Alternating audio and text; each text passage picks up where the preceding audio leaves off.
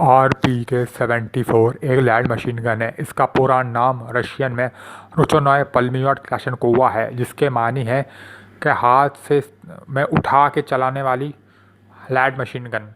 ये gun 7.62 by 29 millimetre कारतूस इस्तेमाल कर से लैस है। इस गन को क्लाशनकोव बनाने वाले मिखाइल क्लाशनकोव ने बनाया है 1960 की दहाई में।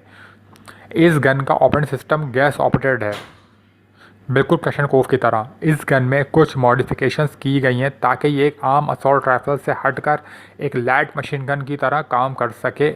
इसके लिए इसमें लगातार फायर करने की सलाहियत तो शामिल किया गया है, जिसकी वजह से इसका रिसीवर को मजबूत बनाया गया है और क्रोम प्लेटेड बैरल जो आम क्लाशनकोव से ज़्यादा लंबी और ताकतवर है उसको इस्तेमाल किया गया है। RPK में नया गैस ब्लॉक डाला गया है और गैस चैनल 90 डिग्री के बोर एक्सिस पर लगा है और एक रिंग लगाया गया है जिससे रॉड की सफाई में आसानी पैदा होती है। मजल थ्रेड है जो रात के वक्त गन से निकलने वाली रोशनी को ब्लॉक करता है और इस गन में रिटर्न मैकेनिज़्म को भी बेहतर बनाया गया है, जिसकी वजह से मशीन गन की तरह चलने में जो चलाने वाले को रिकॉयल यानी कि झटका आता है उसको कम से कम किया जा सके ताकि निशाना लगाने वाले को निशाना लगाने में आसानी आए। इसमें डस्ट रिसीवर बिल्कुल AK-47 की तरह का इस्तेमाल किया गया है। स्पेसिफिकेशंस की बात की जाए तो इस गन का वज़न 4700 ग्राम यानी कि 4.7 किलोग्राम है। इसकी लंबाई 1060 मिलीमीटर है। बैरल की यानी कि नाली की लंबाई 560 मिलीमीटर है और गोली निकलने की रफ्तार 960 मीटर पर सेकंड है और फायर की रफ्तार 600 राउंड पर मिनट है।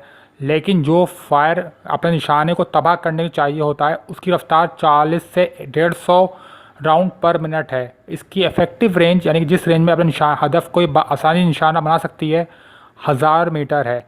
45 गोलियों का बॉक्स मैगजीन इसमें इस्तेमाल किया जाता है। ड्रम मैगजीन इसके अंदर नहीं लगता है। क्लाशनकोव यानी कि AK-47 का डिज़ाइन इतना अच्छा था कि USSR साबका सोवियत यूनियन ने एक स्टैंडर्डाइज गन बनाई जिसमें क्लाशनकोव और AK-74 यानी कि लाइट मशीन गन के पार्ट्स आपस में एक्सचेंज हो सकते हैं। जंग के दौरान ये गन ख़राब से ख़राब हालात में बआसानी काम कर सकती है। जंग के दौरान एक आम सोल्जर अगर गन ख़राब हो जाए कोई सी भी AK-47 क्लाशनकोव या RPK-74 तो इनके पुर्जे एक दूसरे से तब्दील किए जा सकते हैं और पूरी गन खोल के दोबारा सही की जा सकती है। इस वजह से ये गन हर तरह की सूरत हाल मुहाज पे काम कर सकती है, लेकिन रेंज और के लिहाज से ये और गनों से यानी कि वेस्टर्न काउंटर पार्ट से बहुत कम है। लेकिन अगर कीमत के लिहाज से देखा जाए प्राइस टू परफॉर्मेंस रेशियो तो ये गन बहुत बेहतर है। RPK-74 के काफ़ी मॉडल आए हैं, ख़ास तौर पर 3 का यहाँ पे जिक्र किया जाएगा, जिनमें RPK-74N1, RPK-74N2, RPK-74N3। N का मतलब है नाइट विजन के साथ। N1 में नाइट विजन 1PN34 जबकि N2 में NSPUM 1PN58 और NSPU3। RPK-74N3 में 1PN58 यानी कि NSPUM इस्तेमाल किया जाता है। आज का लेटेस्ट वर्जन में NSPU5 है जो 300 किलोमीटर की रेंज में अपने टारगेट को 3 गुना ज़्यादा सफाई के साथ दिखा सकता है।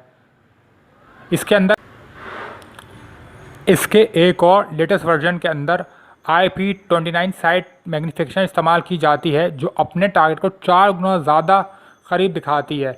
इस साइट का वज़न 800 ग्राम होता है। RPK-1 का एक मॉडर्न वर्जन RPK-74M है। M का मतलब मॉडर्नाइज। RPK-74M में पॉलीमर का इस्तेमाल किया गया है, जहाँ पे लकड़ी और लोहे के पुराने पुर्जे थे उनको हटा के पॉलीमर लगाया गया, जिसकी वजह से इस गन का वज़न काफ़ी हल्का और मजबूती और पायदारी में इजाफा हुआ है। RPK का 201M वर्जन एक्सपोर्ट के लिए बनाया गया है। اس میں جو خاص بات ہے وہ یہ کہ اس کے اندر 5.56x39 ملی میٹر کا کارتوس جس کو نیٹو راؤنڈ کہتے ہیں وہ استعمال کیا جاتا ہے، جبکہ RPK-21 میں RPK-21M کو RPK-201M کو AK-1001 کے ساتھ کمپلیمنٹ کرنے کے لیے بنایا گیا ہے، جیسے کہ AK-47 اور RPK-74 پرانا ورژن۔ RPK کا ایک اور ایکسپورٹ ورژن AK-203 ہے، جو روایتی 7.62x39 ملی میٹر کے گولیاں استعمال کرتا ہے۔ جرمنی، فن لینڈ، لیبیا اور کچھ ممالک اس کے لائسنس کاپی بناتے ہیں۔ شکریہ۔ چینل کو لائک اور سبسکرائب کریں۔ Thank you.